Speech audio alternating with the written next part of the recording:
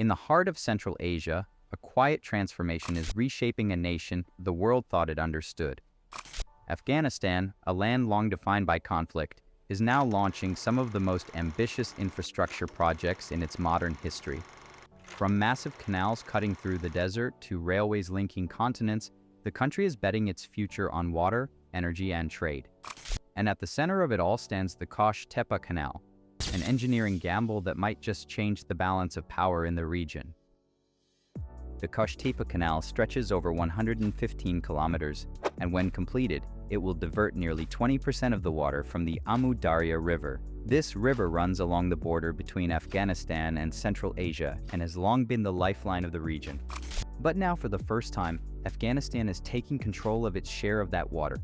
The project is designed to irrigate more than 500,000 hectares of farmland, an area bigger than the entire state of Delaware. That alone could transform Afghanistan into a self-sufficient agricultural nation, feeding its people and exporting food to neighboring countries. The scale of the project is staggering. Bulldozers crawl across the desert day and night, cutting through terrain that was once thought impossible to tame. Engineers are working in temperatures that swing from freezing cold to blistering heat. The total cost is estimated at nearly $700 million, and surprisingly, the Taliban themselves have directly invested over $100 million more. For a country often seen as isolated and struggling, this move has shocked the world. But this massive canal does not just carry water, but tension as well. The Amu Darya River is also the lifeblood of Uzbekistan and Turkmenistan, which rely on it for their cotton fields and crops. As Afghanistan begins redirecting a fifth of that flow, neighboring governments are growing nervous. Water is power, and the Taliban now control a new kind of leverage. By claiming their share, they are sending a message to their neighbors and to the world. Afghanistan is no longer asking for permission, yet the Kosh Tepa Canal is just one piece of a much larger vision. Across the country, the Taliban are quietly building an entire network of dams, tunnels, and energy projects. These are part of a strategy to transform Afghanistan from a war-torn landscape into an independent economy.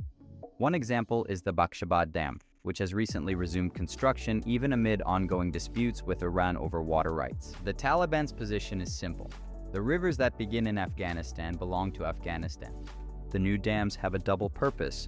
They generate electricity to power homes and industries, and they also give the Taliban a stronger hand in regional negotiations. By controlling the flow of water downstream, Afghanistan gains influence over neighbors that once ignored it. At the same time, these projects promise food security and energy independence. For decades, Afghanistan relied on imported power from Central Asia. Now the Taliban plan to flip that balance, and it does not stop with canals and dams. The Taliban are rebuilding their capital in a project called Kabul New City. This is not a symbolic gesture. It is a 30-year master plan to create an entirely new urban zone covering over 700 square kilometers, roughly 1.5 times the size of modern Kabul. It will feature 250,000 housing units capable of hosting up to 3 million people.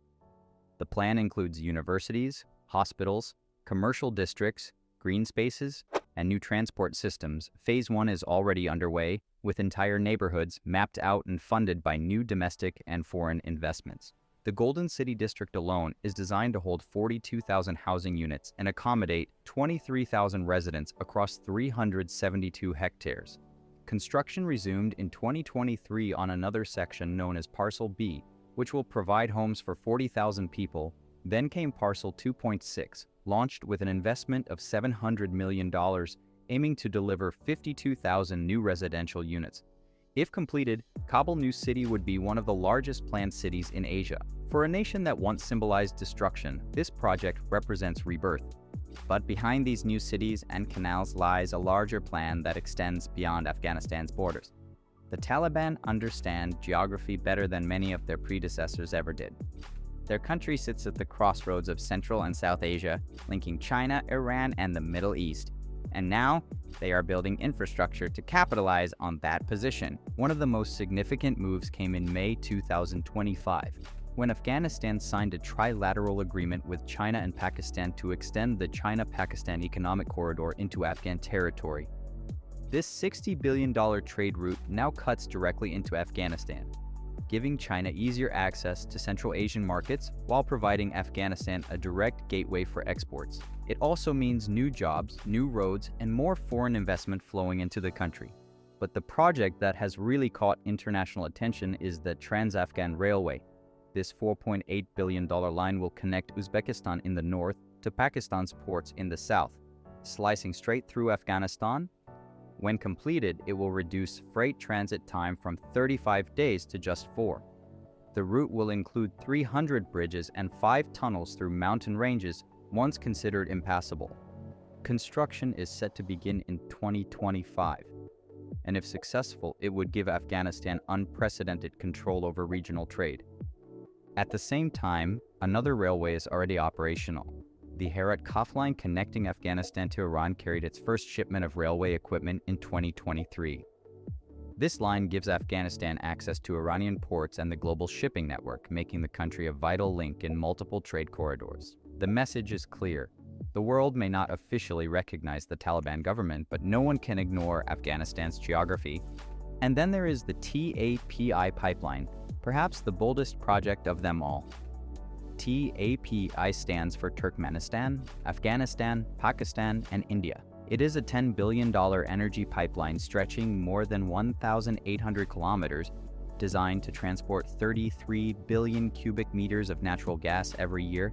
The project was first proposed over 2 decades ago and sat in limbo during the years of war. But in September 2024, the Taliban restarted construction on their portion of the line. If completed, it could generate close to $1 billion a year for Afghanistan and create thousands of jobs. This pipeline is more than just a source of energy.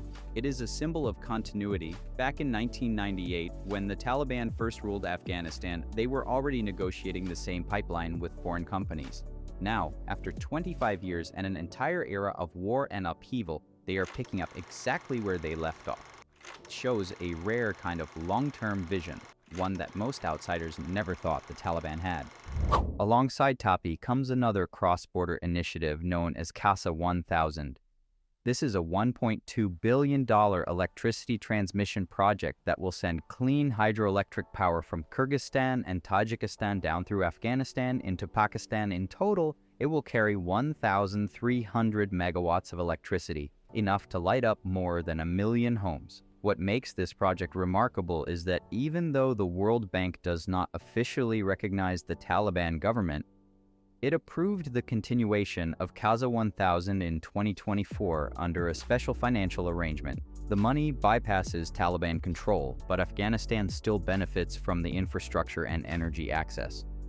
All of these projects are helping the Taliban achieve something that once seemed impossible: economic independence.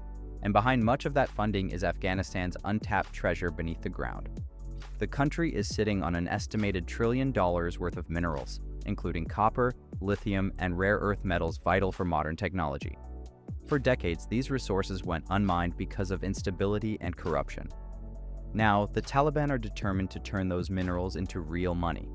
The Aynak copper mine, located south of Kabul, has become a key symbol of this effort. China holds the mining rights and has long struggled to start operations due to security issues, but under the Taliban, the project finally resumed in mid-2024. This time, the promise of stability is real, backed by the Taliban's control and military discipline. Meanwhile, the government has begun taxing mining operations across the country, generating more than $1.5 billion in revenue in just 1 year, according to international reports. That money is being funneled directly into infrastructure, creating a cycle of growth rarely seen in Afghanistan's history. And perhaps the most symbolic reconstruction of all is the Salang Tunnel. High in the Hindu Kush Mountains, 11,000 feet above sea level, this tunnel connects northern and southern Afghanistan.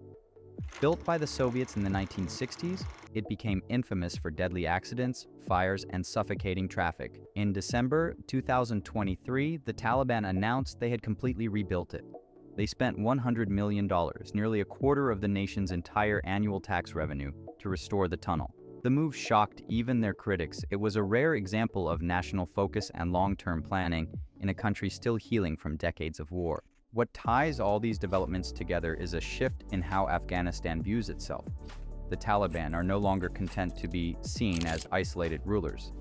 they are positioning themselves as architects of a new Afghanistan, one built on water, trade, and energy rather than war. Whether the world recognizes them or not, they are building a foundation that could redefine their nation's place in the global order. The question now is not whether the Taliban can build, it is whether they can sustain what they are building. The world has seen Afghanistan rise and fall many times before, but this time feels different. For the first time in modern history, Afghanistan is not waiting for outsiders to define its destiny. It is digging canals, laying rails, and pouring concrete toward a future that could either elevate or entrap it. If even half of these projects succeed, Afghanistan could become one of the most strategically important nations in Asia. Not because of its armies or alliances, but because of its infrastructure. And if they fail, the consequences will echo far beyond its borders, from the rivers of Uzbekistan to the ports of Iran and the mountains of Pakistan. Either way, the Taliban have already changed the game. They have proven that in the age of global uncertainty, power is not always about weapons or recognition. Sometimes it is about water, roads, and the will to build when no one believes you can. That's it for today's video.